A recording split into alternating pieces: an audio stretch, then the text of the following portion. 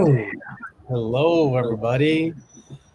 Today is Monday, April 12th, or no, August 12th, sorry. And today at Unscripted Liberations Codes, we have an amazing guest, Matthew Mournian. Matthew's been a friend of ours for a couple of years. And today we're going to put him on the hot seat, asking him some fun questions, maybe some hard, unexpected questions, and try to make him as uncomfortable as possible to the point where he might not ever want to come back on the show. Um, so I'm joking, but it's me, Mario Mijares, aka the Blu-ray Bodhisattva, aka the Salsa Shaman, and here we have my co-host Alex Liberato. Hey, Alex. Matthew, how you doing today, bro? It's very good. This is technically a morning show on the West Coast. So I'm going to be real. This is my first time doing a morning show. I do have a coffee with me, and I think today we're going to do this in public radio voice. So welcome to All Things Considered. My name is Matthew Mournian, along with Mario and Alex, and let's go ahead and talk about the state of the nation. Anyway, thank you for having me.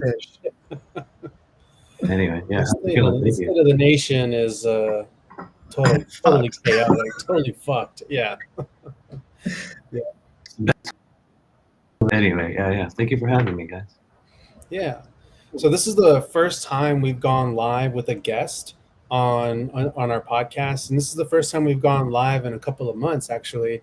It's been pretty busy this year, and we've all just about a month ago, we've all just spent an entire week together at the Full Disclosure Now conference, which was a lot of fun. Gotta say, it was one of the best conferences I've been to personally. As a speaker and a vendor and a participant, it was amazing. One of my favorite parts about that conference for me was being able to just set up shop with some of the most favorite people that I know. You, Matthew, Alex, my future wife, and other people just kind of posted up, hanging out. And something that I've always viewed all of us is just this group of people that are working on the fringe of what's just about to be fully accepted into critical mass, and we're just kind of already there, at the threshold of what's coming next. And here we were at this conference, just also at the fringe, at the edge lines of the main events happening, and we're just hanging out, set up. And I just felt like I felt much closer with all of you guys after that event. And something that I just kind of hold space for the future is all of us really reaching this maximum potential of what I would say, the new earth, or the new world, the new earth codes, where everything has changed. Because something that I like to daydream and think about all the time is like, okay, because they say that ascension might happen, in a flash due to a solar sneeze, right? Well, let's say everyone's consciousness wakes up at that time, and maybe we're just all finally in sync and just get it, right? But does that mean all of the systems we have in place also immediately evolve and jump, or are they going to have to gradually progress, and us, humanity together, have to work together to recreate things such as the DMV or health clinics or public school systems? So one of the things that I really think about is, okay, if humanity all gets on the same page and we're trying to make a better world, what is the DMV going to look like in that world? What are driving tests are going to look like in that world? How are we going to switch things up? And so something I like about, our little group and what we do, there's so many of us, I hold space in us being able to have like our own, I don't know, I kind of so what I'm saying is, like, I sort of imagine us sometime having like a national clinic of different healers when this whole fringe topic of metaphysics, science, and the 3D realm are fully understood and embraced. You get what I'm saying?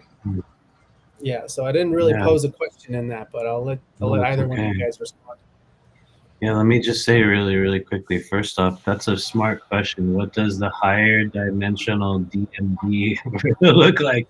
Is there one? Is there a national Department of Motor Vehicles? So who decides in that higher dimensional authority frequency who gets to drive and who doesn't?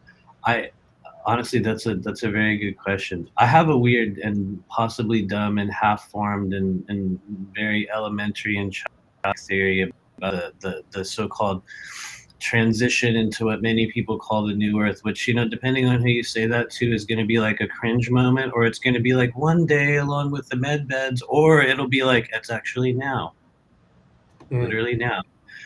And that's one of that you can really, show a bunch of pieces of info and say, look, guys, the new earth is now. But it does stand to reason that I think when we come to the stage in which we're having these discussions and we're talking about the nature of how consciousness is changing and the inevitability of what we would call like the marriage of spirit and science and the spiritual underbelly of our world, as we talk about the coming together of all those things, to me, those are the signs that we're already in it, and that we're at the stage in which we're sort of building the infrastructure that will, I wouldn't say remove, but maybe refine those elements of third density, old world shit that we have just been having to deal with. So maybe there is a higher dimensional DMV. Maybe we're deciding how that will go in the future. Maybe a lot of us will just, I mean, this is sort of my theory, and I realize I'm already starting.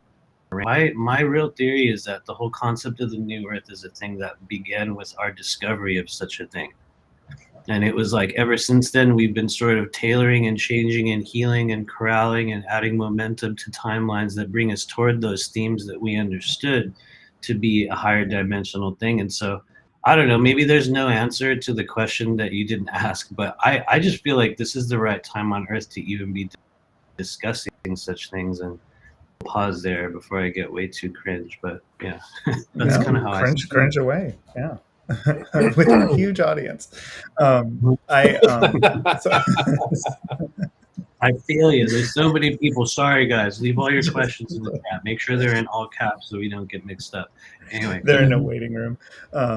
Over the weekend, I've been reading this book that was penned in 1905, and it's called A Dweller on Two Planets. So basically, long story short, this barely educated dude in Northern California, outside of Mount Shasta, in the late 1800s, but he published this in 1905, penned a book channeled by an Atlantean soul. So a guy incarnated in Atlantis. He also incarnated in the United States as it was forming during the Revolutionary War, and then he died. And then he's like, hey, I'm going to get pushy, and then kind of channel this book through this like receptive guy who lives kind of at the base of Mount Shasta. So this book details some Atlantean law, some Atlantean technology, Atlantean stuff, and the way it's penned is like really fascinating, because it's like maybe we're looking at very simple things such as science, technology, governmental hierarchy in a really like backwards, clunky, crappy way. So it does kind of make me wonder in this, as you say, like, well, maybe it's here, maybe it's now, maybe it's already begun. Maybe just as we began formulating the thought form, it now becomes a thing to kind of concretize into the tangible and physical. I do wonder if there's like things around us. It's like, oh my God, this book's been sitting here since 1905, and dust it off and be like, oh, maybe there's some shit in here that I would like to know more about that, actually. Sorry, go ahead. Oh, yeah, I'll send it to you. Yeah, I learned about it because a guy wrote a book called Visions of Atlantis, and he brought up this book. And so I found the PDF, but yeah, I'll pop it. I actually want to do an episode about it, because there's just like pages where I'm just like, is anyone else seeing this? it's a bit of a slog, though, as a lot of channel works. Can I ask you a question about that? Sure. And that is because I know that you had, I guess we'll say a pretty good view into past selves, right? Like that, it's been a thing for you. We could say that. In fact, I would say all three of us here have had a lot of time looking into past selves and like, hey, I realize I've been this version of me and that version of me. what have you discovered, if anything, and maybe this goes nowhere, maybe somewhere, but what have you looked at with respect to your incarnations within the time period known as Atlantis? Have you looked at that for yourself at all? Mhm. There were many multiple, and then there was at least, and what does come to mind for me is that there was an Atlantean scientist priestess, who, probably like in the center of the rings of the capital city, for lack of a better word, because Atlantis I think was like a big thing and not just like one little cute city state. Like she worked in there, and she, I think she was a bitch, but took things very seriously, and I think it helped manufacture and usher in the fall of Atlantis. I think in whatever thing we're in now, it was a timeline meant to fall, and not necessarily but there's a timeline where it ascended, and I'm sure that was very nice and full of flowers and sunshine. But this timeline we latched onto was meant to fall, so that it could be like a roller coaster, do a deep dive and then accelerate. So and I've gotten glimmers and almost visuals a bit, like of marketplace and kind of strolling, like a promenade almost, very like flowy gowny. And it'll come in like as glimmers, but there were many multiple. I mean, it's what's so funny is like and I very much like we think of Atlantis, we think of Lemuria, and I don't think much of Lemuria. If in fact I have karma to fix with Lemuria, because I think I would just show up much like a white colonialist in modern context and just be like, you guys are backwards. They're like, no, we practice high technology, we just like respect Earth, we just don't stomp on it. And I'm like, no, this is stupid. And I think I have a lot of that. Let me show you how it's really done, right? Like yeah, that. Yeah. Which was like a little bit arrogant. Right. Yeah. No, But no, I mean, yeah. it's glimmers as they come in and stuff. But very much when anything that brings up Atlantis, I'm like, "Bleh," like, and I'm just like glued to it. Indiana Jones and the Fate of Atlantis was a computer game by LucasArts. I do actually recall that. Actually, I remember when that came out. I remember seeing ad that. Okay, yeah, that's wild. Yeah, and I was like, what, like 10 or something? I'm like, get me this game. So how old are you? I don't know. Like if that's okay to ask. Yeah, I'm not that vain. I am vain, but not that vain. 40, so just turned 40. Oh, okay, yeah. So right, so we were probably, I think we were about 10 years old. I'm 46, so yeah, I think between 10 and 12. I don't know. Anyway, it doesn't matter, but I do recall that. I have weird like video game like recall. I don't know why. It's just one of those areas of like modern stuff where I'm like, oh yeah, I remember that one too. But anyway. You keep time by video games. And who can forget Dave the Tentacle, right? Oh yeah, totally. There was, dude, man, that was a hell of an air. There was a lot of cool games. Anyway, aside from what you're saying, I very much feel you, and this is kind of the reason why I wanted to ask this. Now I'd love to get your idea or what you think about this. I haven't heard many other people mention this, but I want to get your guys' idea. I have heard, I think I read part of a Rudolf Steiner lecture, maybe that's the right word, but where he talked about how there had been these living kind of essentially second density life forms that were crystalline in nature, that during the period of Atlantis were actually amplified to where we were communicating with them, and it began to serve a role similar to, and this is not what was written by Steiner, this is what I was shown later on. He mentioned that there was some form of these second density crystalline objects that we would sort of communicate with. And then what I was shown upon looking at that later was a thing that I'd never talked about. Oddly enough, it was a thing I read in the book, but during the incarnation cycles that I had during Atlantis, I think a number of us were involved in these sort of, the easy word to use would be cult, although that adds an immediate negative connotation to anything. We could call it devotees of sort of crystalline beings that were essentially operating like an AI, and they were giving us data, they were giving us probable futures, and there was these like vast, almost like cathedrals and worship centers created for it. What I was shown later on was that, and this is a weird twist, so you're gonna be like, huh? But what I was shown later on was that one of the ways in which that has shown up in our life now is through these long-standing cult-like religious kind of groups such as the Church of Scientology, and that there was these so-called kind of crystalline objects that during the fall of Atlantis, they were sort of buried.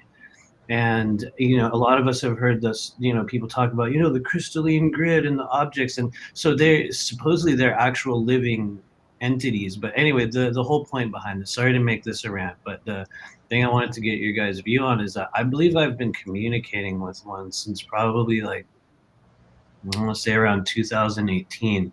And I think a lot of us are. I think a lot of us are communicating with these things, and it's almost like a presence from those previous timelines has reawakened. And anyway, I don't want to go on and on, but I want Mario, what do you feel or think about this? Any ideas? Yeah, well, I think that I've been communicating with such things as well, with that exists within the earth.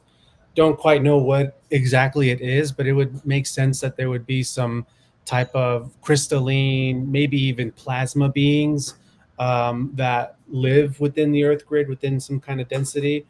And I can also see how back in Atlantis there may have been different cults, for lack of a better word, but more so, like when I hear that, I more so think of like, I see it in a way of like different dojos practicing different styles. Back then it's like this order is the order of the dawning sun. Well, this order is the order of the rising sun, or whatever. Well, this order is the order of of the number 13 or some shit, and just kind of figuring, because it's all, it's like all these different things are essentially just, Fibonacci sequence spirals, where it's just, a fractal of the same key component. So that makes sense to me. But curious about, for you, in connecting with something like that since 2018, and it being, connected to the earth grid, or whatnot. Do you know like the source of what you might be connecting to? And as you've been connecting to it, like, what, like, how was the introduction? Was it like, because sometimes I know for me, when something's contacting me, I don't know what it is until much later, until I arrive to the place. And then when I arrive to the place, whether it's physically or astrally or mentally, then it's like, yeah, remember when all of these breadcrumbs started to appear a couple years ago? Like, that was me trying to get you to this point now. So yeah, where do you think this may be coming from for you, and how far back does it go? Does it go further back than 2018? Because before you said 2018, I was thinking maybe your whole life.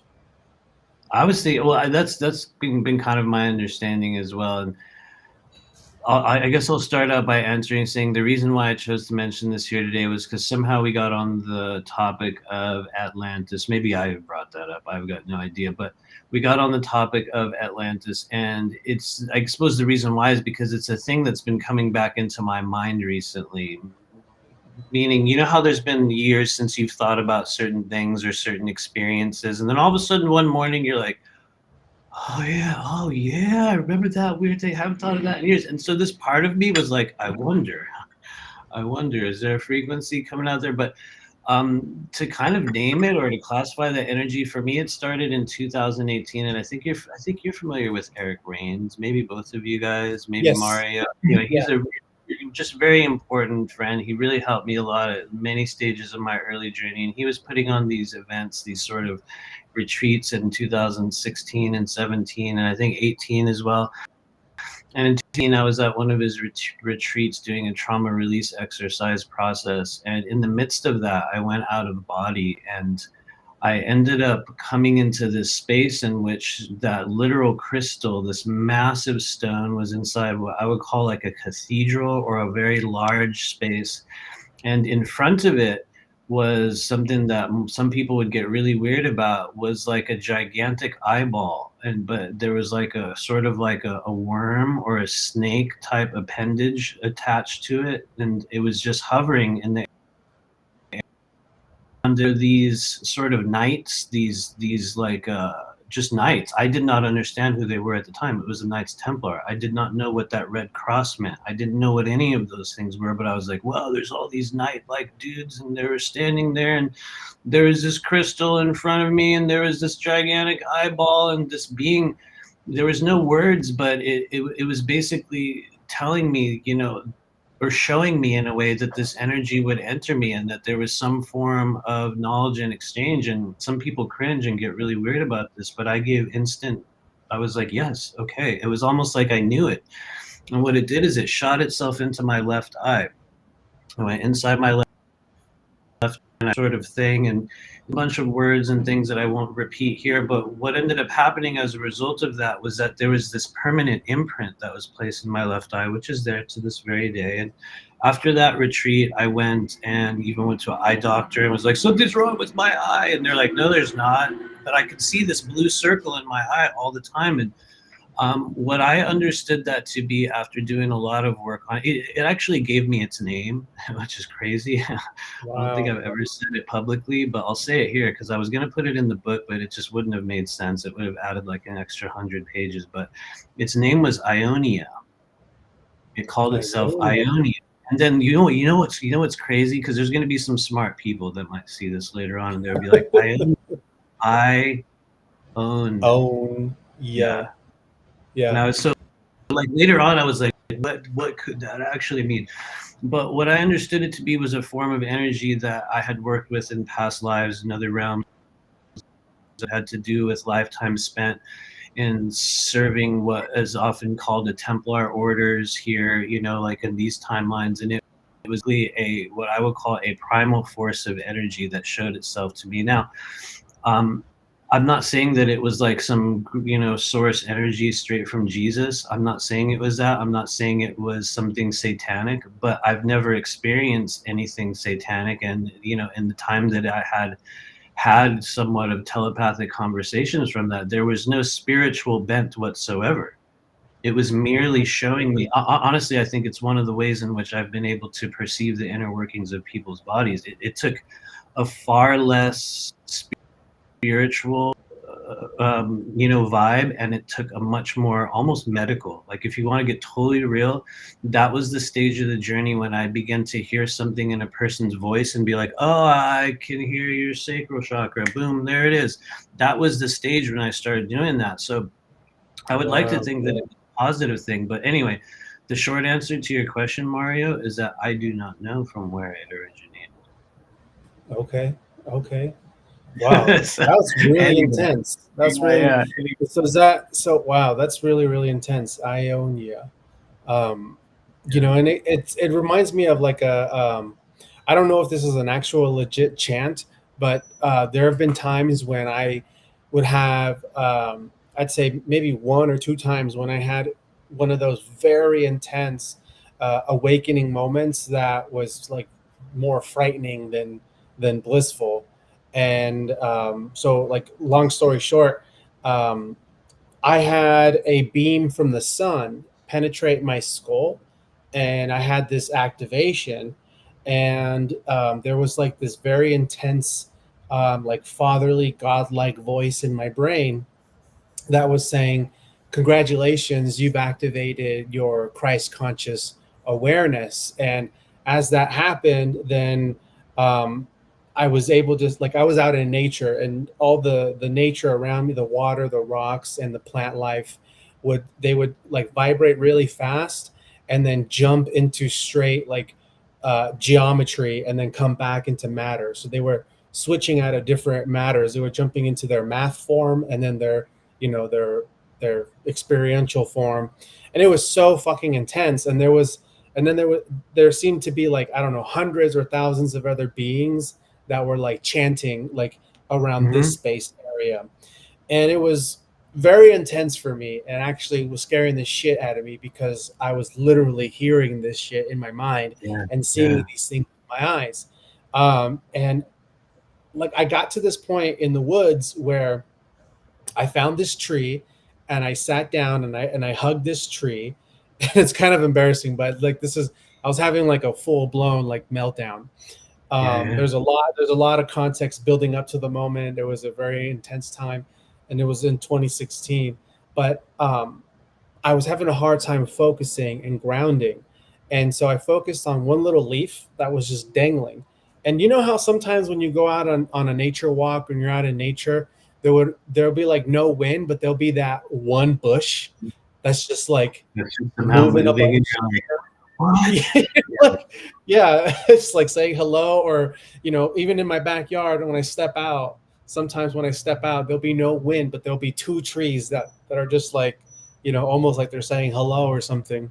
Well, there was a little dangling leaf, and I don't know where this came from. I don't know, like maybe some primal intelligence within me, but to help ground and focus, I began chanting, um, not exactly Ionia, but I was chanting something that had all the syllables.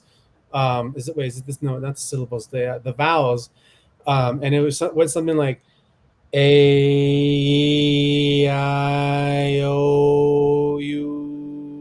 and it was just something about only saying the vowels that helped me bring the focus, going through them all. A-I-O-U. And Yeah. I like how Ionia kind of sounds familiar to that, because it makes me want to chant it, Ionia, and see where that kind of goes. You But know what's weird is I did for a little while. I actually tried to. No, I mean, it did. It was a presence that kind of conversed with me for a little bit, and then I think it sort of integrated into the body to where it's now just like a piece of me. But anyway, I didn't mean to cut you off, but yeah, it makes a lot of sense. That's wild. So when you were having that experience, you were sort of also realizing that there was an aspect of yourself that might have been a past life Templar in that space, I or believe that's what. I'm sorry. Go ahead. Was there another part of that? so like when you were having that experience, when you were having that moment, was it like just a bunch of different flashes of what was happening, or was it like exactly how you describe it, just this crystal in this space and Oh, right. the Yeah. No, I cross can and explain that. the Yeah. Templar Knights? I can explain that. The experience came about through a trauma release exercise in which you release energy trapped from within the psoas and groin. And for people out there that will watch this, whether now or in the future, it's one of the most potent places for trapped emotional and non-physical and past life trauma in your body, in the hips and the groin, and this big psoas muscle in there. You can just look it up whenever you guys have time for this who haven't heard of it. But it was an exercise to release energy specifically from the psoas muscle. And so Eric would take people through these routines where you just blow out your legs, you over exercise them to the extent where your quads and your calves and everything is just like wobbly, and you just like, oh my God. And then you lay on the ground and you do this thing where you open your legs again and again. And after a time, your body starts to go into these incredible spasms. And that's the Wow. psoas muscle opening. And what happens is when the psoas muscle opens, for a lot of people, not everyone, for a lot of people, old experiences come out, past Mm-hmm. life stuff, trauma waves in the body. And for me, it took me through a series of all these lives. One of them was me, like honestly, I spent a lot of times as a Russian soldier. I don't know, that was just a choice that I came back as over and over again in somewhere Eastern Europe. So I got to watch a bunch of deaths of that. I got to find a version of myself kind of done a false technological ascension to like a cyborg timeline and talk to that version. And then eventually I ended up moving into that space where I think I went into the past. And that was actually the first time I discovered that I had a lineage marker with the Templars. I had heard of them, but I didn't know about it. I didn't know what they were. I didn't know who they were. I just was like, yeah, Knights Templar or whatever. But it was in that experience as a result of, I think, basically me working through the layers of trapped non-physical energy that was within the body. That was when those things were shown to me. And there was a lot more that kind of came along with it. I'm given like the ultra short version of it, as you know, like we'll all do. But Mm-hmm. it was, I think it was part of a process for me of coming back into contact with other forces and beings and energies and pieces of myself that still exist within what we would call that shared fourth density astral space, which everyone talks about, and everyone's in there, but everyone, we're all an expert on a thing that none of us can understand. So all I can say is that one thing I do know is that there are infinite versions of us that exist within that space. And I think that for a lot of people that spend time opening up multidimensional intuitive abilities in this life, you're going to come up against that experience. You're going to start encountering other versions of you. And I think it's cool because some of them will come with tools and abilities and things that you've used and knowledge from other lives. I think that's part of why that energy showed up in my eye, because ever since then it changed the work that I do. But it's also awkward because it'll bring in things that you have to heal, and it'll bring in unsolved issues from those lives. And I think that's the part of uncovering parallel and past lives that a lot of people in the starseed community don't talk about. Everyone wants to understand how many times you've been in Arcturian and incarnated in the Pleiades, but nobody really wants to heal the soul wound, you know what I mean, that keeps those barriers from being known. And anyway, I could go on and on about it, but Yeah. I noticed that with that, it brought in a lot of healing stuff that I had to look at. And so anyway, I will pause there, but Yeah. I don't think I even answered your question actually, but No, Alex, did you have something you want to say? No, we're organically taking a flow. We actually I clicked a little early, but we have a couple of comments and questions that maybe we can interject at this. We have a user, Sigma Orion, mentioned about crystals in Atlantean times. It seems the crystals, operate in locations and have a connection to the ones that listen. But if I move across the country, the connection is there, but feels different. So that could be kind of interesting, like going along, maybe doing grid work, picking up different cell towers, so to speak. And they continue. So some crystals have a more personal connection, even those they seem computer-like. So thank you for that. Agree. Let me just say for Sigma Orion, and maybe you already know this, Sigma Orion, you're probably a natural grid worker. You probably have the ability to either extract, or to, maybe the right word is extrapolate, I don't know what the right term is, data from those crystalline objects. That's one of the kind of very, very commonplace and very accurate skills that a lot of people have, that a lot of people in our community don't really spend a lot of time opening up.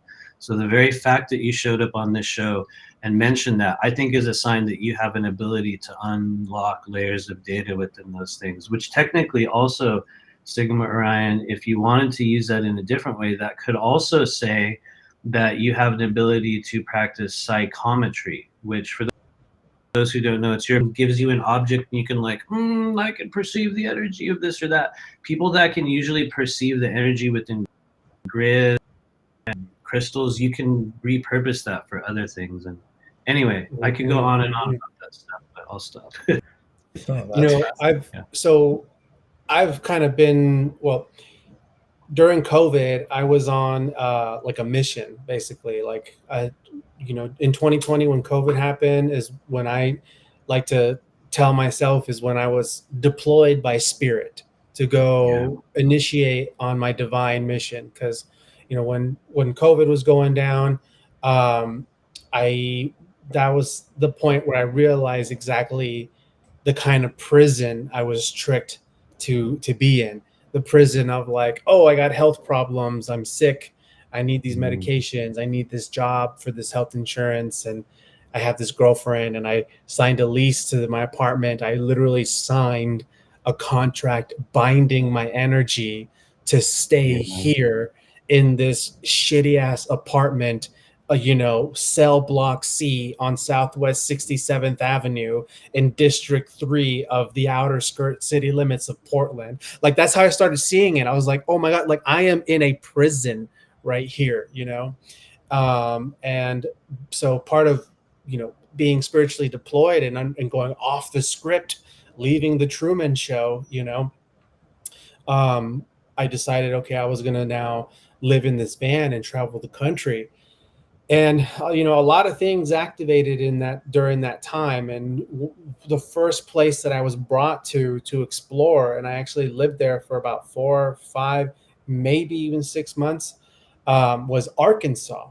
And Arkansas is, if you didn't know, if Sigma but is literally the world quartz crystal deposits, right next to Brazil. Brazil is number 2. Some will argue would say Brazil's number 1, but I'm gonna say Arkansas is the number one place of quartz crystal deposits.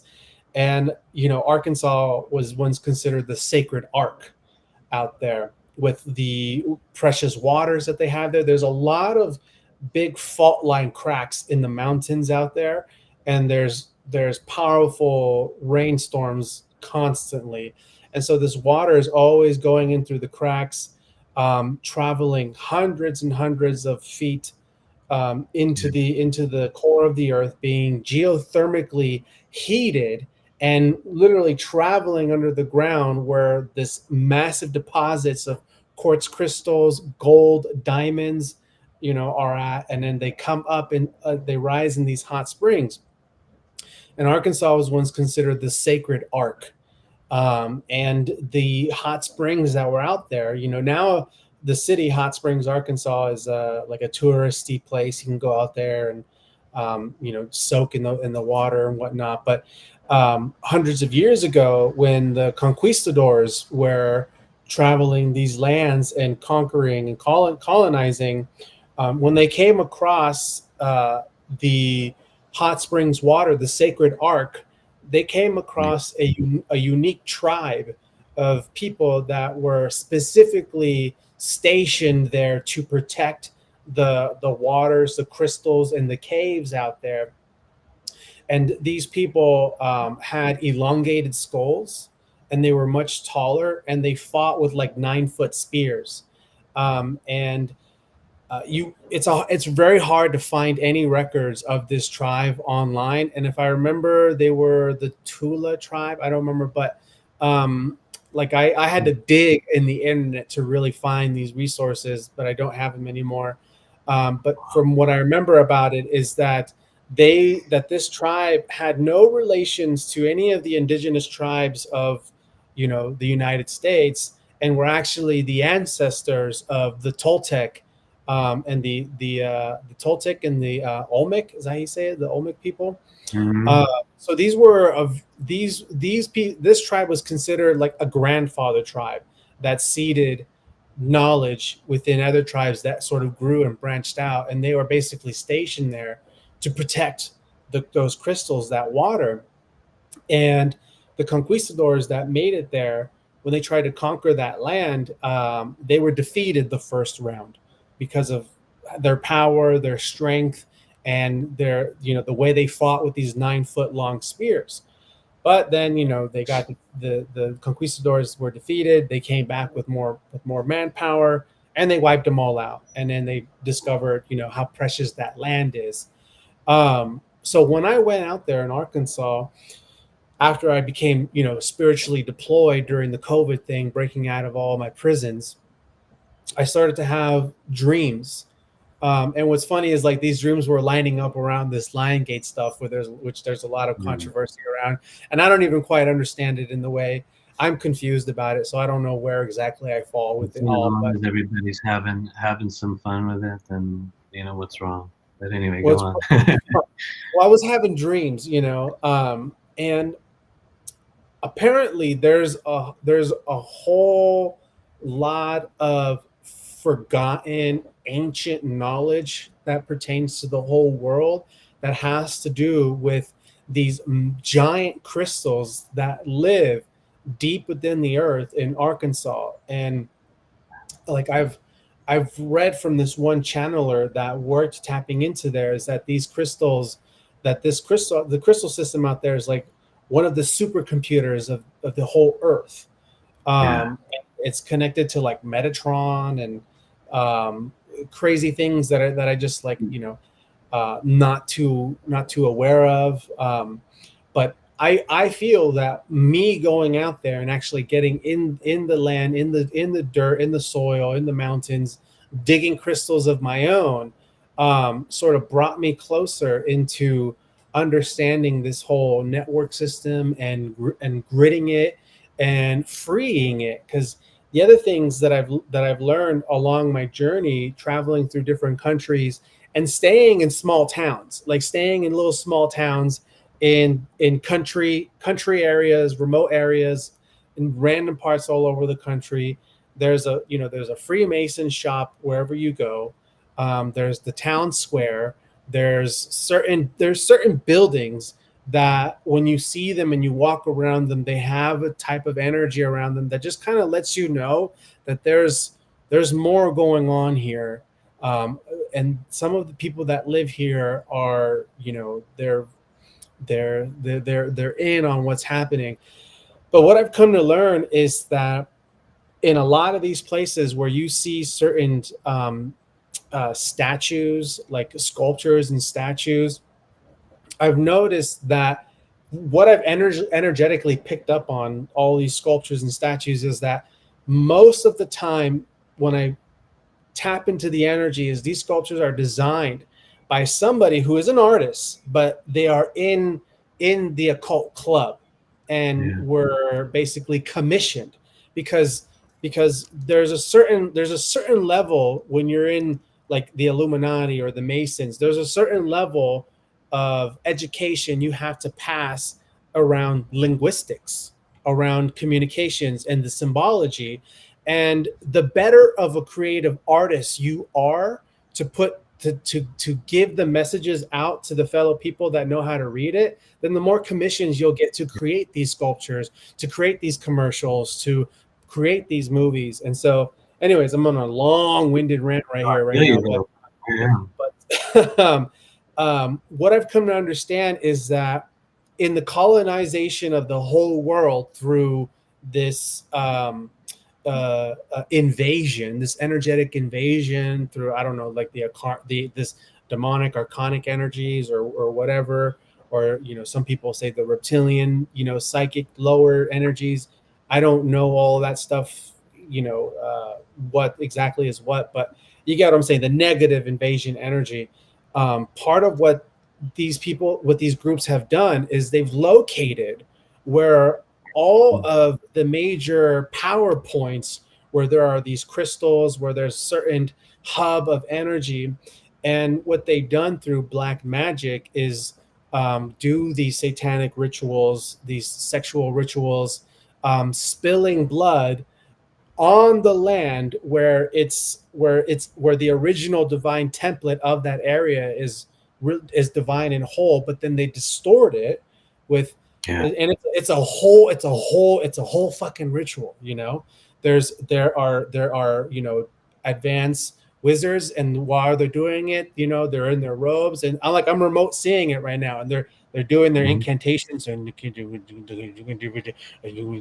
like they're saying their incantations, summoning the energy, and then they bring in the sacrifice, and then they have the one person who is to perform the sacrifice, and that one person who does the performance is like typically chosen because they're a particular conduit of conjuring the energy, while the other ones are very powerful in their incantations and focusing that, and then they perform these rituals out on the soil, out in nature, spill the blood, and then they program it with all of this inverted information that distorts it.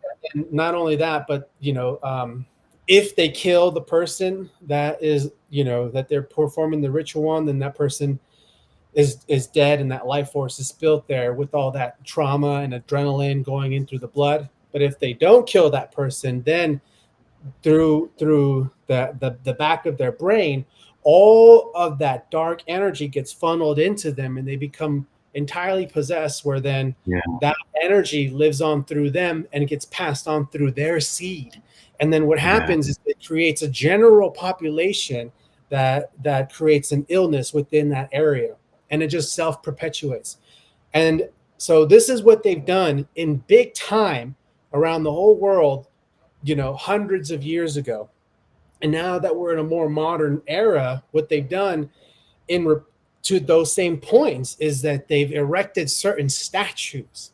And so Mm-hmm. they've done their own dark grid work. And anyways, part of my deployment, this is kind of like, I've never said any of this shit before. I've never said any of this stuff before, but I'll stop right now.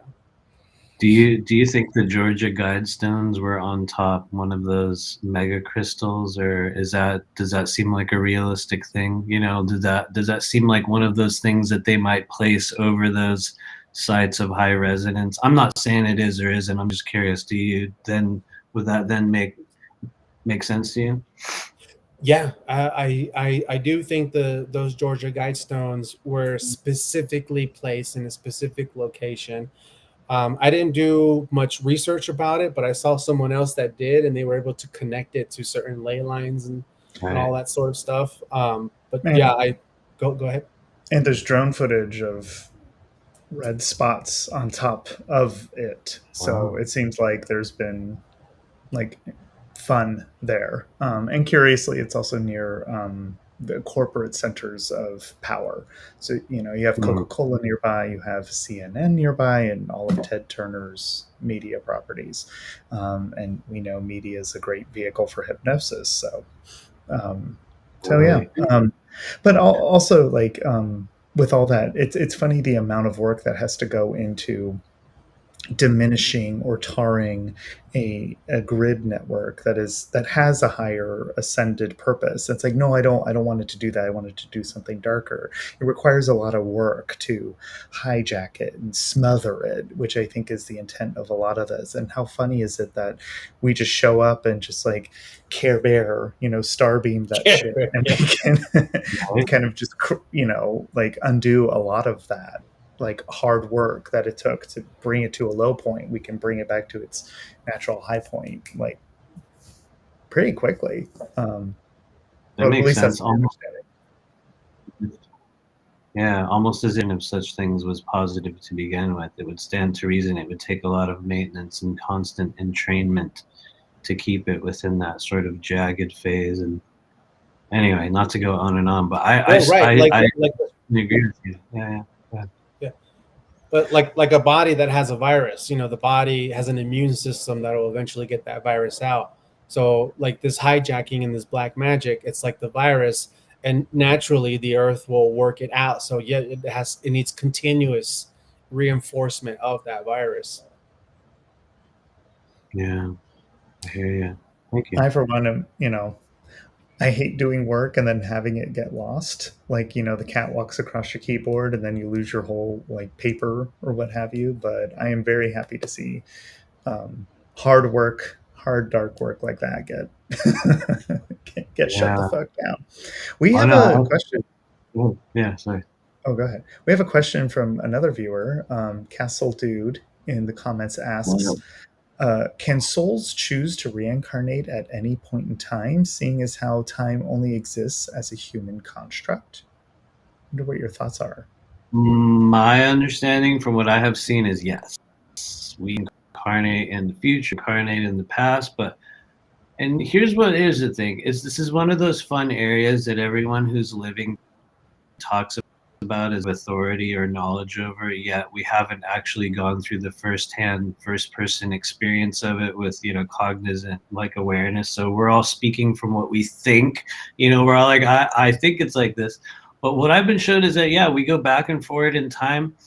I believe that there are versions of us still concurrently existing within a number of different realms and time spaces and across all different dimensions. And I am very aware of future versions of myself, all the way down to exactly what kind of things they were doing, what we created, what the purpose of it was, the issues around it, like very particular future timelines, which that would be a whole... I'm pretty sure we do. What do you guys think?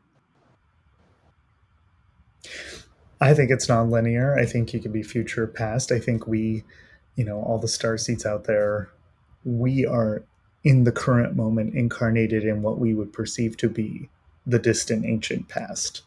Yeah. I think, Yeah. and I think it's just a rich multiverse. So it's like, which version of Earth are you on? Are you on one where the Americas never existed? Are you on one that's light and bright? Are you on one that's like cyborgy and transhumanist? I think we're in a really interesting middle one where it's very Grand Theft Auto, where like the I'm highs into highs that. and lows lows. Yeah. Yeah. Video game metaphor. Yeah. Yeah. Let me just say one crazy thing before we go forward, because it won't make sense later. Earlier, Mario, you were talking. You said something about beings with large heads. This is the crazy thing. Okay, I do. It's a thing I do when I'm in readings or sessions with people, where I will look at you, and then I will turn my eyes just to the left and allow your face to blur. And what happens is, I've learned over the years that will show me aspects of, it's just a tool that I use to show me guides or energies or overlays or just pieces of us. What's crazy is, I clearly, there's no way we could have known you were going to talk about some conical head being. But right before that, I was looking at Alex when you were talking, and it was like over your right shoulder was a very cone head type of a being, like an apparition of one. And a part of me wanted to make a joke about it in a weird way, and then you said, "Oh yeah, there was these large things." Like, so I don't know. That's just a weird thing to mention. I'm not trying to say it has some larger, meaning, but it's just kind of wild that Yeah. showed up. Yeah. Maybe you're linking Yeah. in with those guys. Like, I mean, I fucking timing live. is everything, when it comes to like these realms of what we're seeing or what we're thinking or what we're experiencing. The timing within synchronicity is literally the divine telling you yes. It's timing is fucking everything and all of it. But yeah, that's pretty awesome. I'm not surprised that Alex would have an elongated skull person next to him, and the two of you both share an Aquarian signature. I do also, but you have the moon in Aquarius, and Alex has the sun in Aquarius. I have North Node in Aquarius, but Aquarius would be this very alien energy, but also going back to ancient Atlantis energy as well. But going back to that question about the reincarnation, like I did have some stuff I wanted to add to that, because I'm not a master. Like I haven't dove deep in studying, the like the Tibetans' Book of the Dead, or even the Egyptians' Book of the Dead. So I don't know too much in depth, but what I do know is from like what I've experienced tapping into it all within my own spiritual practices over the years. And yeah, I do believe we get to choose when and where we might want to go, and it's non-linear. Like I agree with what we were all saying here, but from what I also understand is that it the degree of where what you choosing and what you want to go depends on um, like where your heart and your mind is in awareness with itself, and the journey that your soul takes once the physical body dies. And the whole Egyptian civilization was about mastering and studying, understanding these other realms of where the energy, the soul body goes to once death. And these are real places that exist in the underworld.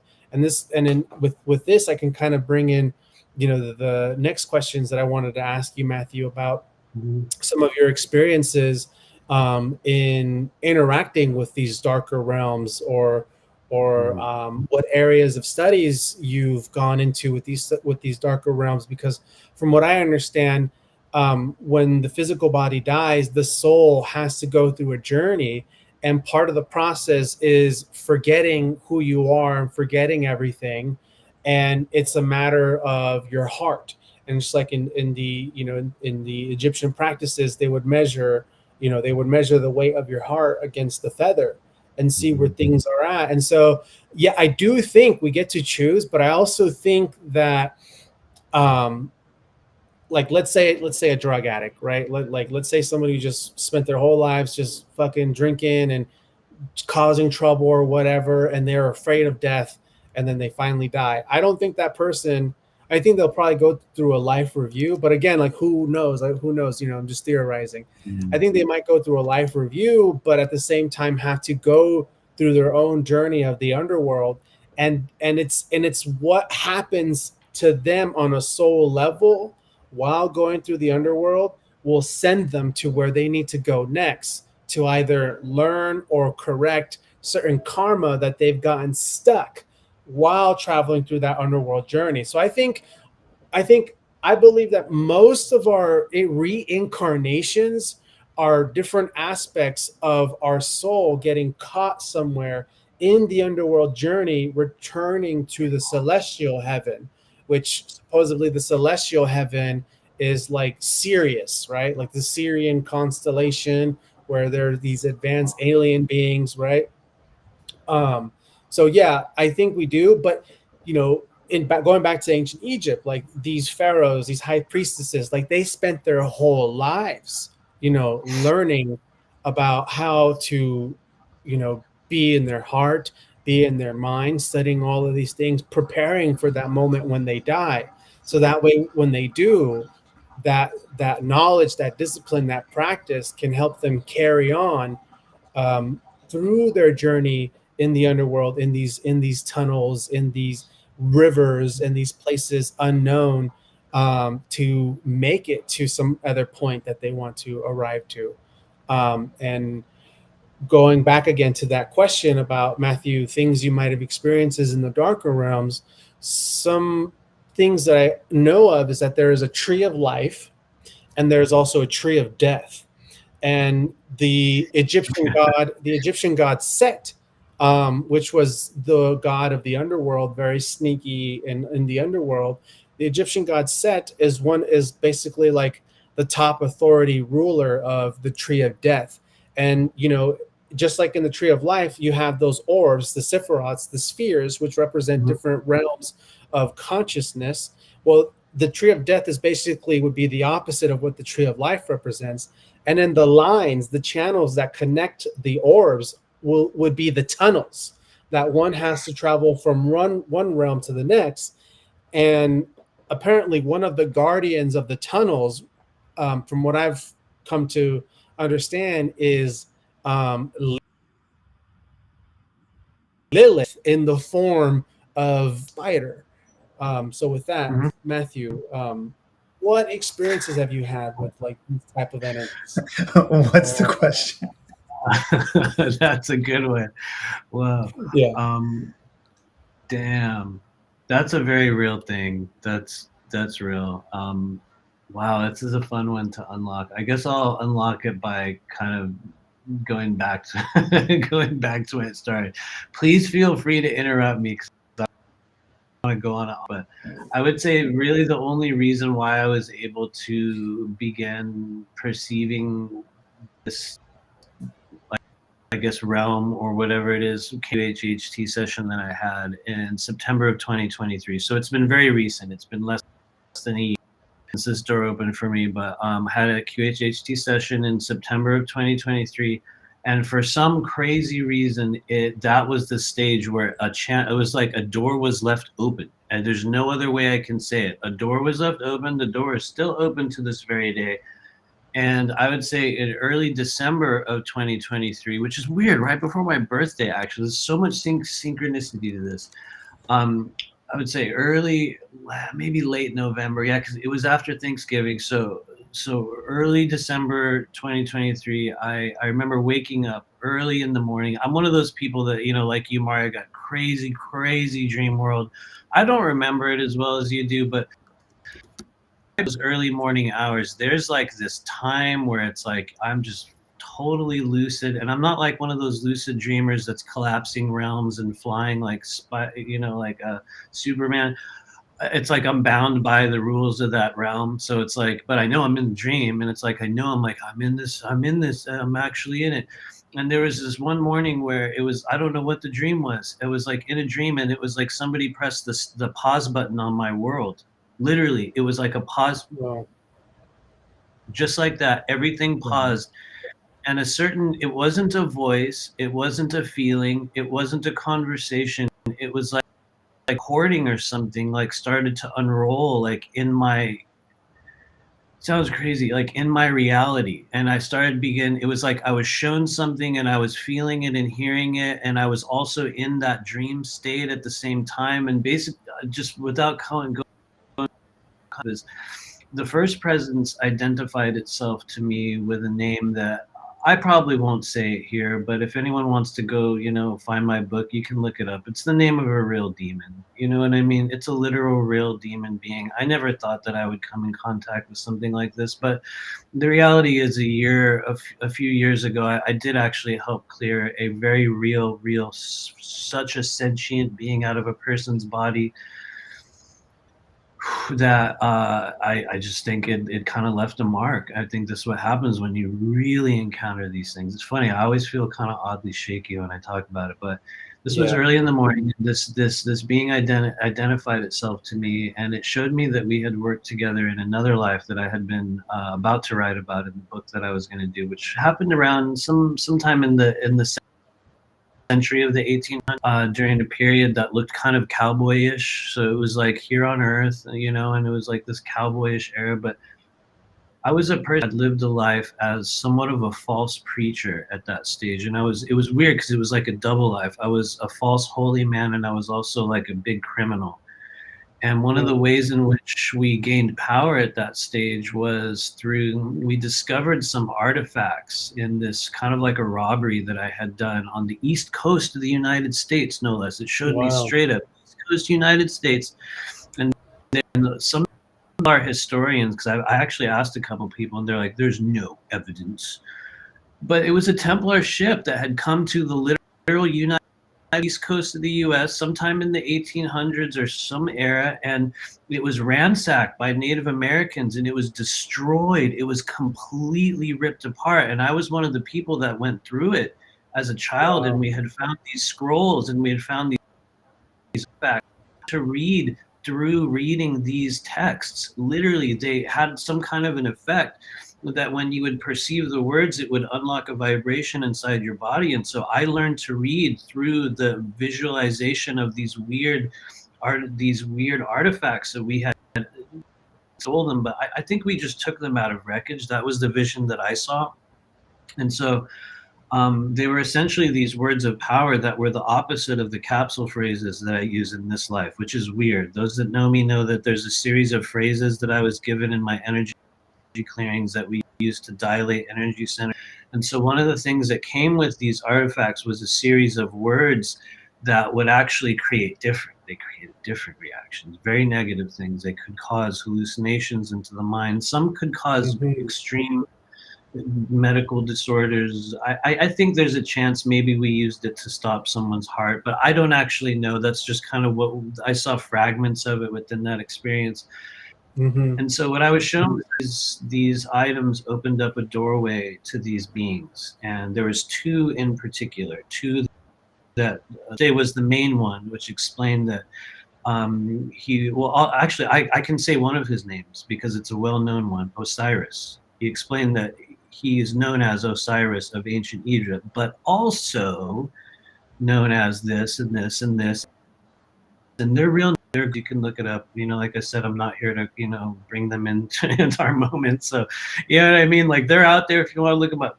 Anyway, we had worked together, and he was one of the beings that had assisted me. And he actually assists everyone that operates within a thing known as the death current. And so the death current was a real living frequency that it's older than humanity. It's been on the planet. It's the dark side of the yin. And so was one of the first beings that brought knowledge of that signal into King Solomon. And so that was why he was one of the first beings that would make contact with people when they entered into these sort of mazes, or what I eventually figured out was called some sort of this underworld initiation. I can't think of the name of it right now. It's something with a Q, like clip off. Yeah, there we go. And so he was one of the beings that would show up as a guide that would take people through that. When I was shown that he was one of the beings, he was the first one to show up to King Solomon during that stage to show him like, hey, look, here's all these other beings. And yes, many of them were evil, not all of them were, but he had made this reintroduction into my life. And so showed me all these crazy things, which I probably won't talk about here, how we had done all this stuff. And it just went away. It was like a movie that I lived through one morning, and it hit me so hard that I didn't talk about it with anyone. I just sat there and I was like, oh, dude, the fuck? And probably about 1 to 2 days later, it happened again. Only this time it came with an announcement. And it was like, dude, like a royal announcement in the dream space. And it was bright. It sounds dumb, but it was brighter and louder than the first being. The first being felt, this is a dumb word I'm going to use, like an ancient alien. It felt so and very slow and very powerful. It felt like a being that if I looked at it, it would change me. So I didn't try. I would just, transmission would come through and it blew through me like almost like a breeze. And they showed me all these things. And so anyway, before I get on the second one, the first being, Osiris, showed me that I was entering a phase known as the understanding of the reacclimation of the death current. And the death current was the substance that connects and operates with what we would call the lower dimensional forces that persist on the earth plane. And what they showed me was that in order for you to clear it, in order for you to heal it, you have to understand what it is, where it goes, how it actually works. And that what I was shown was that up until that stage of my life, we had barely scratched the surface of it. And most of the people I knew weren't even working with it. And they would look at it and observe it for miles upon them. And there was all these distortions in terms of how this frequency worked. And so the second appearance with this other being, whose name I'm also not going to say. I know that's cringe to some people, not to make it like you have to buy a book, but it's just, I don't want to glorify the names of these beings by saying them over and over again. So this other being came in the second day with like a royal announcement. It was almost like there was horns, you know, this literally some kind of royal announcement came in. This being was very much like a vampire, and I could perceive its form. It was very gray. It looked like a young prince. He was just, there was like a lot of gold light around it. I mean, it's one of those things that teaches you beyond a shadow of a doubt that when you encounter a real demonic energy, they are not going to show up like some satanic monster. Nothing like that. It was like, whoa, what is, oh my Lord, you know, and there was a fear frequency because it felt like there was some sort of a taking from me at the same time. But in that one, we were shown even more of the, I was shown how it interacts with people, like the real ways in which it interacts. I'm not saying this is the only way, it was the way that they showed me. But what they showed me were these vast kind of tunnels and these networks in which you would travel through them, sometimes with a guide or sometimes with yourself. Some people would get lost in them in plant medicine journeys. Other people had signed contracts to where they would kind of move through them in this life. But what they did was essentially take you through these processes of kind of not only kind of closing out the light within you, but kind of exacerbating and bringing out negative traits in people, which was one of the things that I really didn't, it really hit me in this way that kind of made me recoil from it, but I was also very grateful to understand it. And so without going on and on here in this long story, they showed me the ways in which they interact with addictions within our body. They showed me how they interacted with porn within our body. They showed me how we interacted with food within our body. They showed us how we interacted with non-physical frequencies. They showed us the power of the voice, the ways in which we can transmit and alter the forms and the frequencies within if you wanted to create damage or to create aid. And it was as the result of moving through certain passageways within this network. And so you were right. At the time, I did not know what this was. I actually went and Googled it later on, and I was like, whoa, so this is a real thing. That is a real, I knew that they were Goetian demons. I just Googled their name, and I was like, fuck, this is real. It's actually real. And it's actually happening. And so that was about a 2 to 3 day journey. I feel like I'm not really answering your question. I'm staying very, very vague. But one of the things I can confirm was that there is a sort of network of realms that seems to be tied together by a sort of pocket dimension in which in each one of these singular pocket dimensions, the inhabitants are forced to go through certain trials and processes and initiations, essentially, that are Yeah. very, very different from what we experience in this life or on the tree of life. And it's funny because the second being mentioned it's something about it becoming like the path to becoming a living God, which was like, whoa, Mhm. you know, it's like Mhm. later on you look back and you're like, damn, this shit is crazy. But anyway, it just went on and on. Anyway, I actually went through what I believe to be the first two gateways, and so the first gateway was inhabited. What we would call it a ruler is a feminine being. I don't know what its name is because I don't know the names of these beings. It wasn't Right. something that I was studying. It was like the only reason I studied it was because it showed up, and then I was like, well, what the hell is all this? I better go start looking up. And so there is the first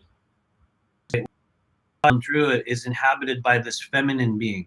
The second gateway is inhabited by another being. It's sort of a male entity, but it's both. It'll go back and forth based upon what you need it to be.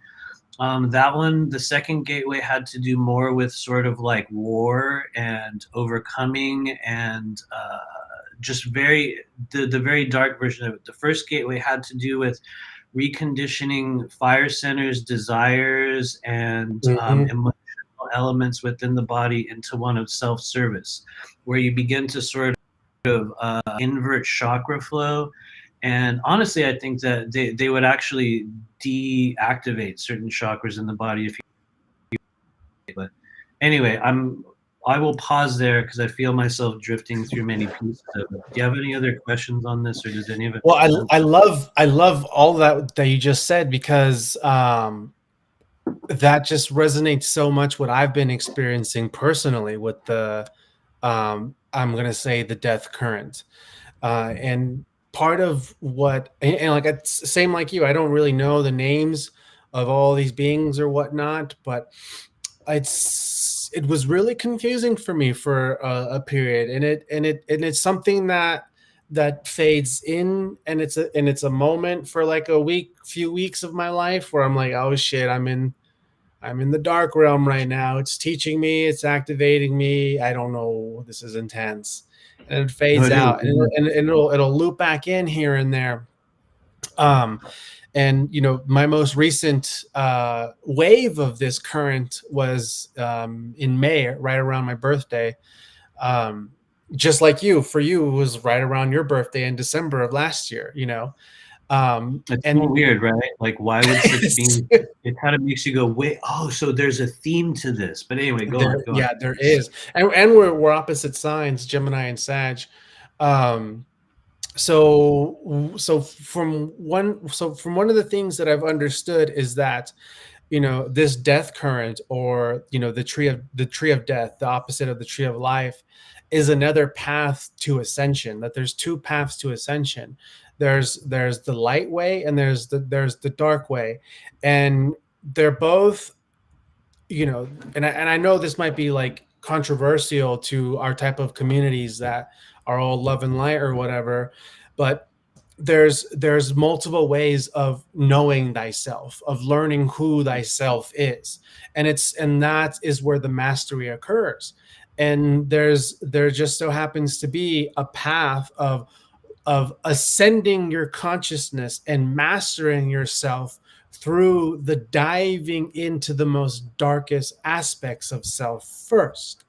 And you get the same results, you accomplish the same results of mastery, of wizardry, of manifesting, of becoming a god, as you do going into the light side, Mhm. of mastering thyself through the light side. And they're two different paths.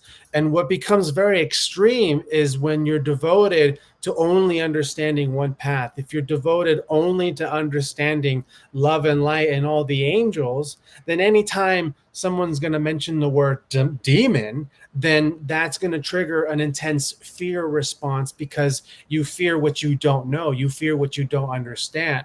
But if you're able to come to this point in the middle of understanding, okay, there's two components to all of this, and on this side there's a demon that's named this, and the demon's opposite counterpart, I actually summon him all the time as Archangel Raphael or whatever. But these are two Actually, different that's things. really good that you know that. I'm sorry to interrupt, but that's an important comment, that there a lot of times when we're working with archangel energy, there's a literal opposite polarity version of that being that exists as well. But anyway, I just want to throw that in there. But anyway, go on. Yeah.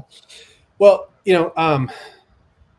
I've been experiencing this as well, with very minimal like legitimate knowledge or hours of researching and diving into it.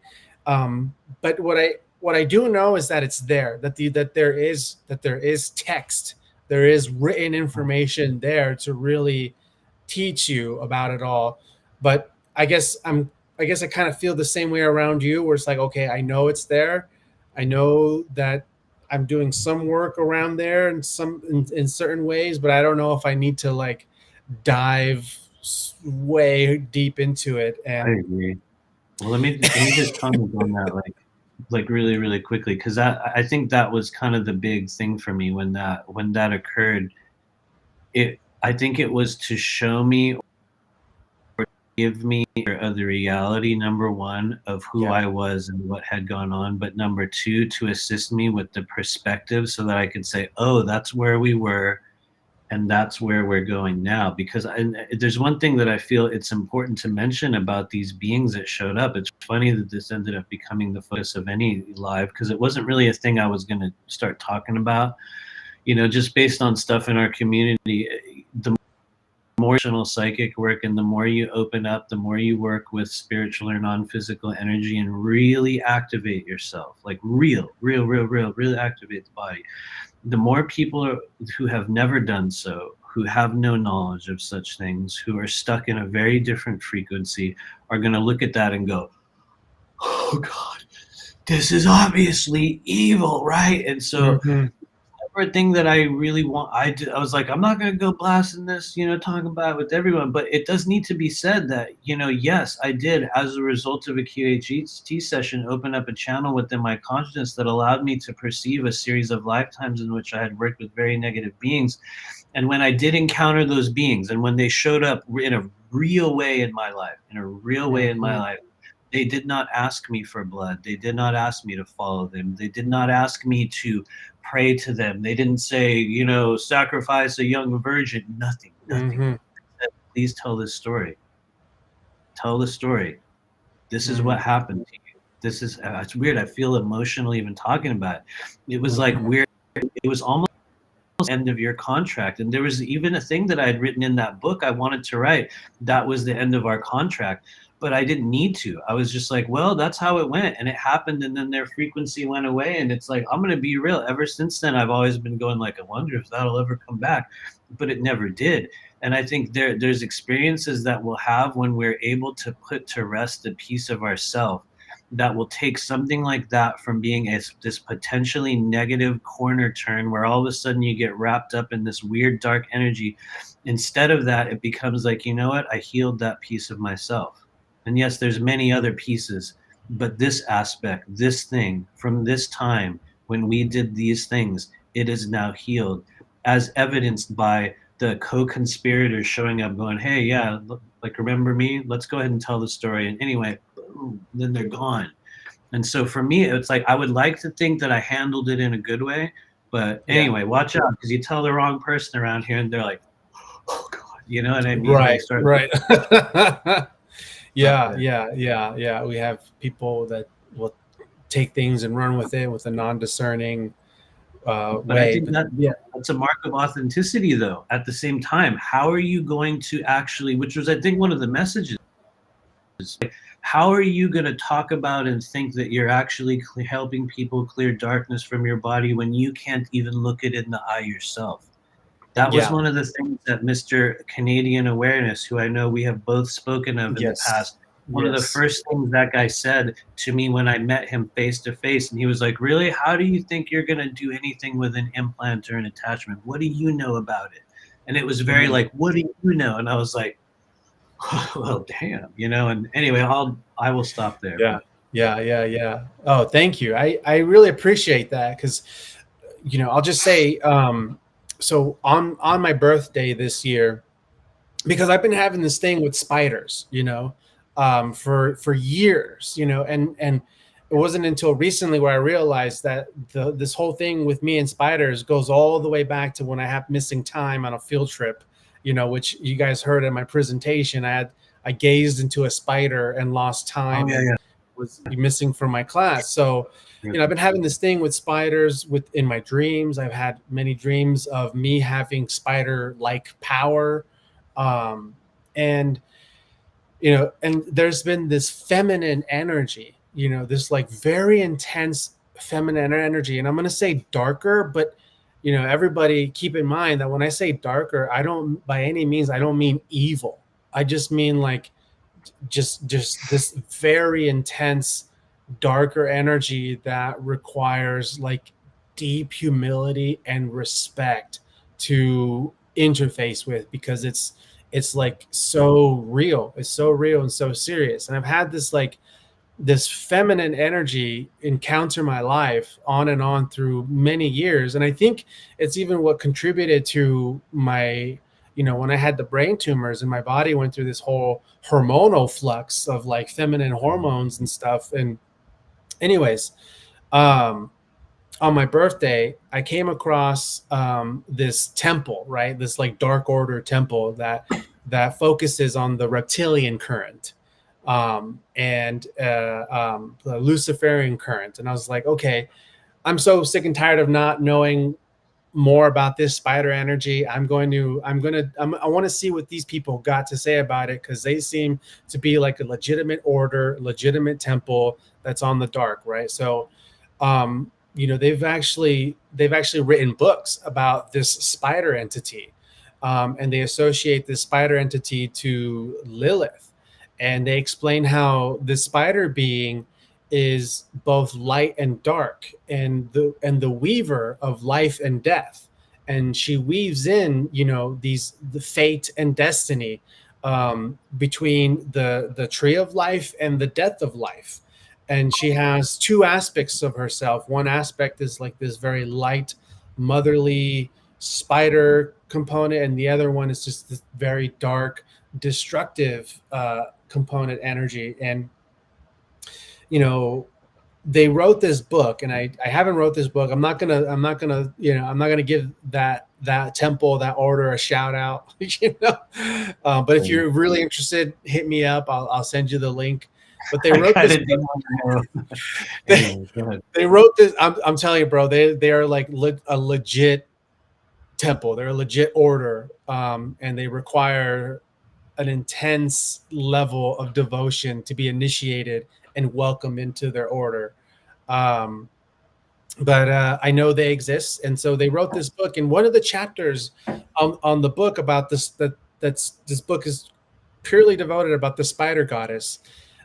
Is crawling all over me.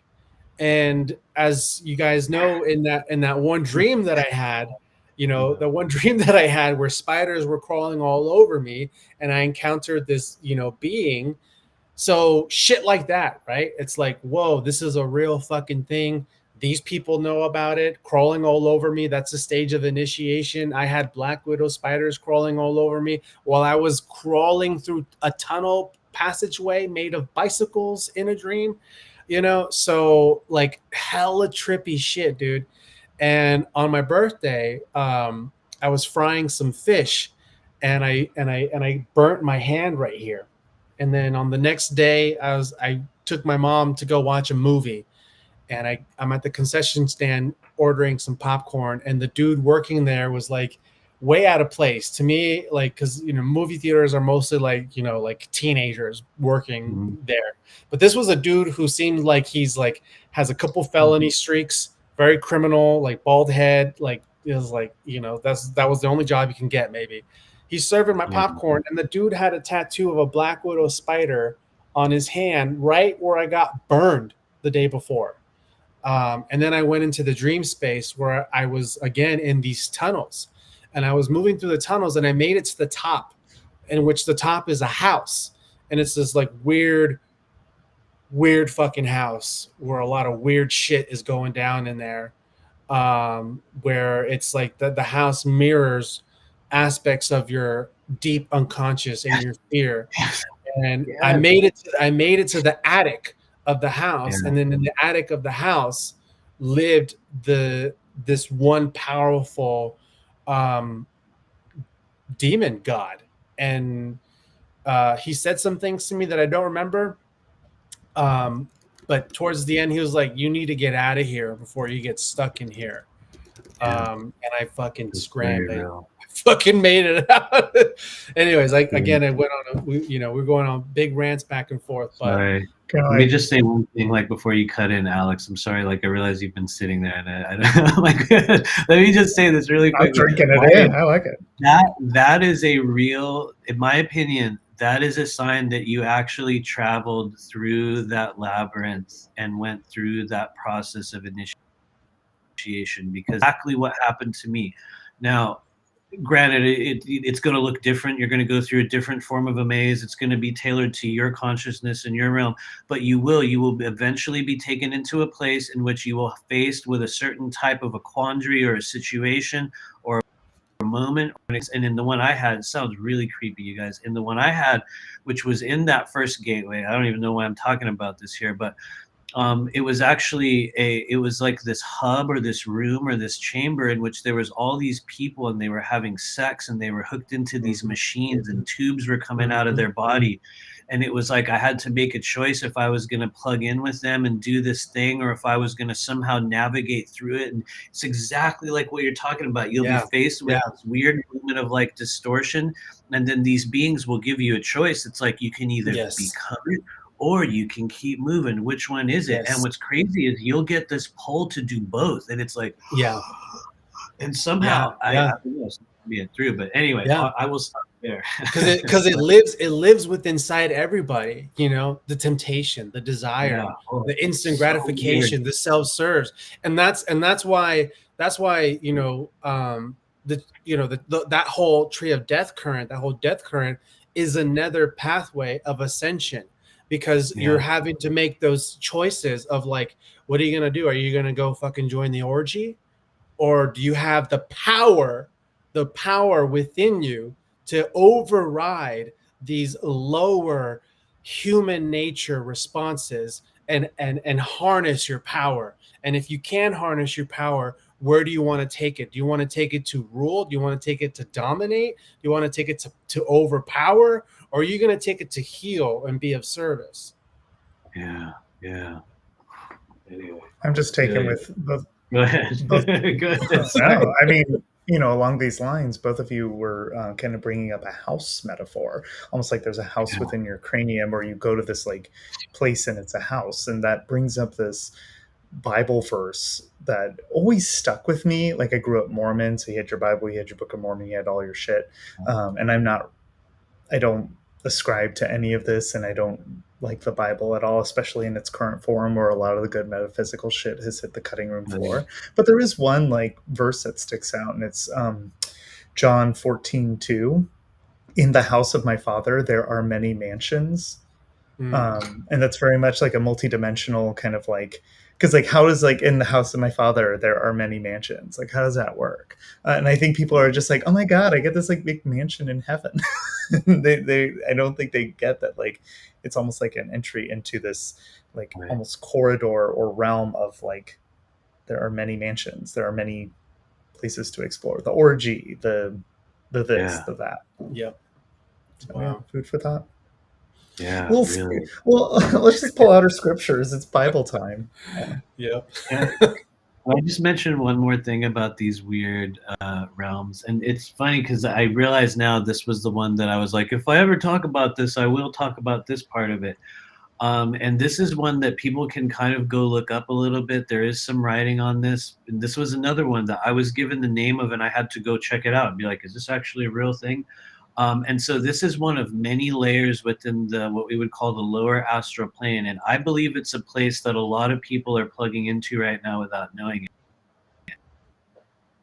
The way it was called the mutilation layer. Mutilation layer. So the mutilation layer is somewhat of a newly formed lower vibrational pocket reality and heavily influenced by to begin or to be a part of or to engage in transhumanism or body modification or genetic alteration or some form of distortion of the human vessel. And so it's just one place that has skyrocketed within the lower astral planes. And it's one of the ones that, in the experience that I had with these beings, it was shown to me several times and over again. And it was almost, they were saying, this is where everyone keeps going. This is where everyone keeps going. And so the mutilation layer is actually a realm. It's a place. It's inhabited by twisted beings. There's a lot of self-surgery, genetic modification. The version of it that I saw was horrid. They would actually like graft body parts onto people. It was really sickening. A lot of it was very sexually oriented, so they will graft like multiple sexual organs onto people and create these really, really crazy like chimera beings that they would all, you know, you can imagine what they do with them, and that feeds the people that are plugged into that frequency on the earth plane. It all has to do with distorted sexuality. Anyways, one of the things, very, very controversial thing to mention, and it'll probably get me canceled, but you know, it doesn't matter, was that one of the ways in which they showed us it was working with us on earth. They were like, this is with the, you know, the transgenderism timeline, and the mutilation was actually from that layer. It was partially induced and influenced by a host of beings that have really just shown up for the purpose of destroying the human genome and kind of distorting us into eventually these chimera-like beings that have forms of animal, alternate, like just different essences. And the crazy thing is, it kind of coming, it'll happen in our lifetime. It's a sad thing, but you guys will see it. It'll happen in the next 10 or 15 years, the level of genetic modification. And we're going to see kind of animal human hybrids in the next couple of decades.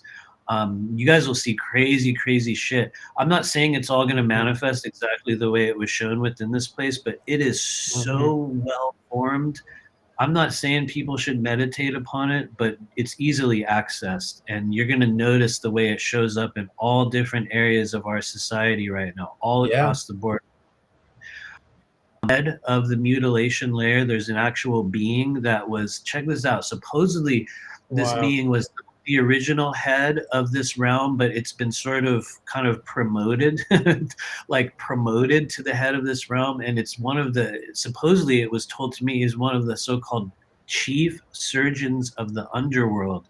And part of it was an aspect of, or it had an aspect in the individual known as Dr. Mengele in the you know, World War II era, where he was doing a lot of like mutilation experiments on people. There was another presence that they mentioned, or that I was shown rather. One of them was Mengele, another one, like I want to say Aquino, but I don't think it was Aquino, because I think I would have known, because he has the little, you know, the little eyebrow things.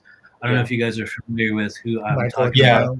Yeah, they actually showed me people on the earth plane that were very, very closely linked into it. Another thing that came along with it was this sort of sentient AI that also kind of bridges those dimensions. It walks back and forth between this dimension and the lower astral. It can kind of go into the upper astral realms, but it's not suited for it, meaning it carries too much bulk, so it can't actually move into that. It can create projections of higher realms, and it can view higher realms, but it doesn't interact with them. And so anyway, there's like some actual AI beings that are connected with certain people. Google was one of them. Google has this sort of AI that walks in between dimensions. There was another one. It's like, for some reason I can't. That means I'm not supposed to talk about it, but man, it got so deep. Anyway, I'll stop there because I know we're going on, but my lord. Yeah, and this also like expressed itself during Atlantis a little bit towards the end and close to its fall, where you had your animal-human hybrids and shit of that nature. A lot of experimentation in that way. And maybe we're coming up to a choice point or nexus node or like, you know, path A, path B type of thing, where we can kind of choose to reactivate what's dormant within us or kind of go down this sort of mutilation route. And I do think that this is there are many timelines in which we become like the Borg, and we're kind of a scourge in the broader, cosmic community for that. And maybe we're, those of us who, call ourselves starseeds, for lack of a better word, are almost like timeline hijackers in a certain sense, where it's like, yeah, typically, like, we were going to go explore this weird Neuralink, like, hack hack yourself route, but maybe we just go this route of like reactivating what's dormant within us, because that's infinitely better than what's being presented here. It's like, do you want to hack yourself with these weird wires that may or may not work and may or may not kill you? And it's like, no, I'm actually the most advanced computer.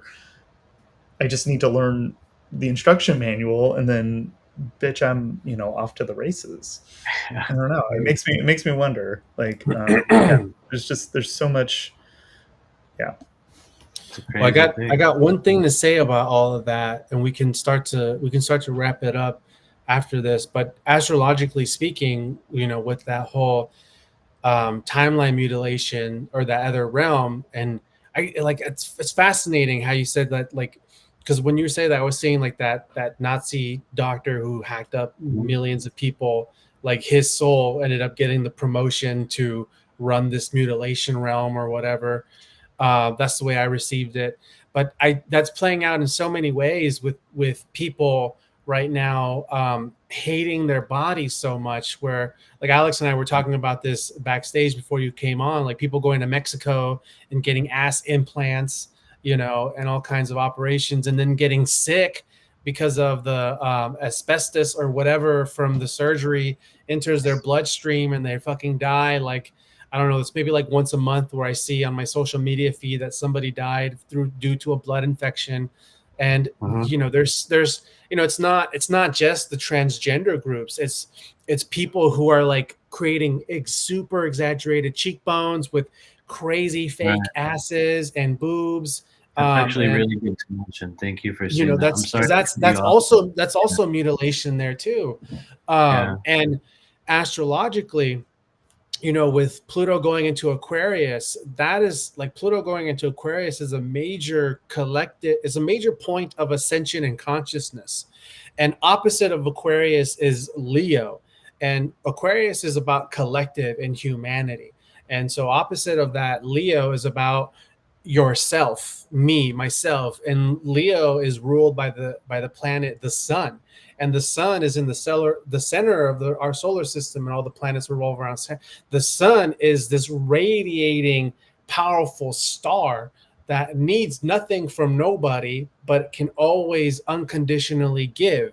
And so Leo represents that love for ourselves and that ability to shine that light onto other people as well. And Pluto is a very intense planet because it represents death and the underworld. And so with Pluto being in Aquarius, the sign of the collective, and Pluto being the planet of death, Pluto being directly opposite the sign of Leo, is adding massive amounts of collective energies, attacking and oppressing people's individual heart-centered love source connection. And the main world populace that's plugged in to a hijacked collective, dystopian transhumanism reality, because right now there's a lot of people that are switching sides because it's the trend now. Like I see a lot of memes where a wife or a husband is like, we've been together for 10, 12 years and I had no idea that their whole life they were actually trans, and now they've come out and they've made a total sex change. So is it really true that their whole life, like I believe that there are some authentic cases on this, but I also, most of what I see is that at some point in that individual's life, they got hijacked into this collective perception of where things are going to go. And it's completely suppressed the Leo energy. So that's part of how I understand it astrologically too, because with Pluto and Aquarius, one thing that is going to be challenging for anybody that has their own light, that is a performer, that has their own platform, is they're going to be met with this intense pressure from various different collective perspectives. So it is going to be harder to be right. It is going to be a little bit more challenging right now to be an individual, and also to stand out as somebody who loves yourself. So it's just a weird thing right now. But I'll stop right there. No, I feel you, man. I very, very, very much agree. Yeah. Thank you. Thank you, by the way. Yeah. So we're gonna have to wrap it up, but before we do, we want everybody to know where to find you, Matthew. And then Alex, we have Matthew's book to pull up to share on the screen to record this. Yeah. Thanks, guys. Totally. Yeah, you guys can find me over at rememberyourmission.com. The work that I do in this world, I'm grateful to be able to do so. And yeah, this book is out. I go into some more detail about some of the stuff that we talked about here today, and then also back and forth about a number of other things. But yeah, honestly, I've been saying this because I have to learn how to promote myself on a greater level. But if you ever wanted to be of service of me, you could purchase this book, not because it makes money, because it doesn't, but because it's a numbers game. And the more people purchase it, the more Amazon will give us a good spot when you're looking for things, and they'll send you that image. So that's really what it's about. Where if you have a massive uphill battle getting noticed in what we do, and so. But yeah, it's definitely out there. In the meantime, everybody can find me at rememberyourmission.com and also on YouTube at Remember Your Mission, where I would love to have you guys come over and we can talk about some more weird stuff over there. We're kind of locked in a little bit of an algorithm cap right now. So every subscriber we gain, we lose like 4. So same.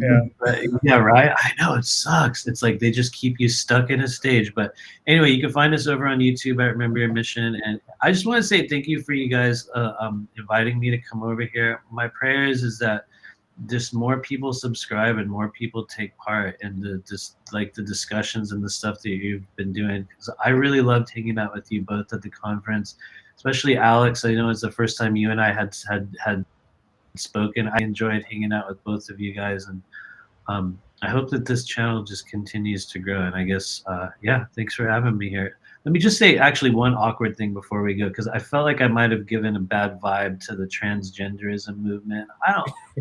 I don't want to do like a disclaimer, but a lot of people will kind of chop you up if you try to say anything about it and cancel you. And I just think that there's elements of it that are kind of hijacked. And then at the same time, I think there's a lot of people, well, I mean, intersex people have existed throughout human history. It's like nothing new. It's just that there's also a bunch of really weird kind of, like agendas that come along with every natural change. There's also you can feel it too. You can feel which individuals are in an authentic form and expression, and you can feel which individuals are being really fucked with. And we've developed a culture of radical acceptance and tolerance, no matter how Yeah. Oh, did he glitch? Mario got frozen. It's a great look. And allow me to chime in while Mario is, I guess, got his connection ripped. It's oh shoot. Okay, we seem to be missing you, Mario. You probably made a really good point. And then the AI archon stepped in right as we mentioned some form of anyway, whatever. Sorry. Go ahead. Well, and let me chime in super quick. As a member of the rainbow community, as a gay cis male, I've been very much an advocate and an ally for decades. In the Fringe, when we were all in Utah, I came out in Utah. What a great place to come out, right? And you do have, I'll say that members of the rainbow community are feeling an influx of a lot of external pressures and pushes and this and that. It's one thing if you're experiencing gender dysmorphia from the inside and you're like, how do I have this express on the outside? What do I do there? That's a personal journey. But you get a lot of like well-meaning straight allies that show up and they're like, we're going to have a pronoun workshop. And it's like, fuck off. You're not even part of this community. So there's a certain amount of like, we are on the fringe. We probably should always kind of be on the fringe, not in terms of like marginalization, but just like you're not the norm, you're not the whole.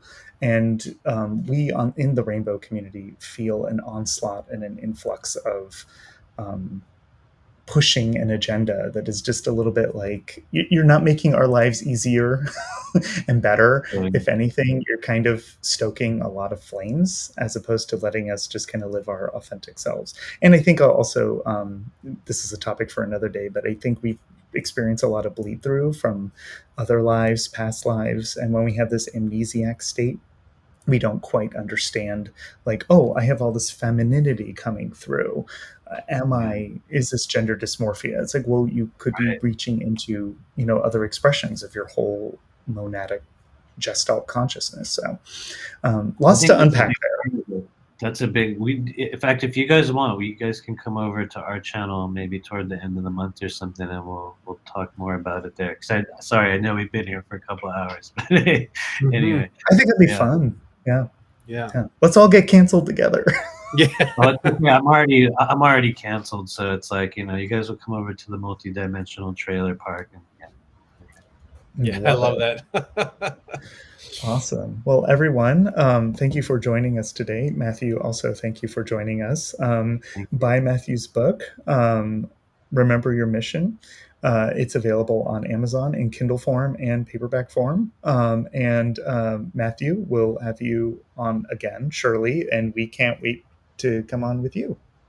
Let's do it. We will do it very soon. I guess maybe after your wedding and stuff, the month kind of work, it's a couple of weeks, and we'll plan it. Yeah. Thank you for inviting me today, and thanks for everybody in the chat. I know there's been a few of you out there that found your way over here, so thank you to those that have been here. Anyway, Yes. Awesome. Bye, everyone. Peace.